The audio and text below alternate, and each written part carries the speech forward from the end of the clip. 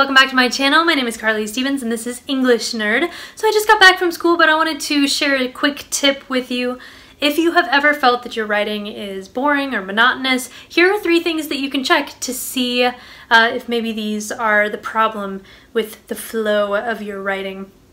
So the first thing to check is sentence length. If all of your sentences are, I don't know, 5 to 8 words long, then you have a lot of mid-sized sentences, and having many of those in a row can make your writing sound boring, sound monotonous. So consider chopping your information into multiple bits and keeping the most important in a short sentence while surrounding it with a variety of other sorts of sentences, more complex here and there. So that's a simple thing that you can do.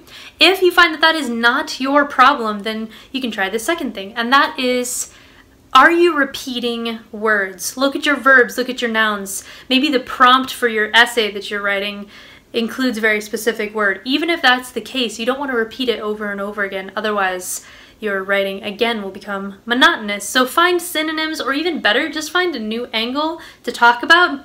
That sounds less clunky than running to the thesaurus every time you need a new word. And then, number 3, vary your sentence starters.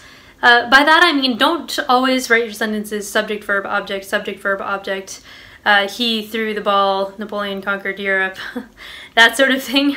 Otherwise, again, you can get stuck in that slog of things that sound repetitive. So consider starting with a prepositional phrase. In the past, comma, whatever it might be, or a couple of adjectives. Alone and afraid, she trembled in the bush, or a participial phrase. So an example of that would be running through the forest, she saw the dog.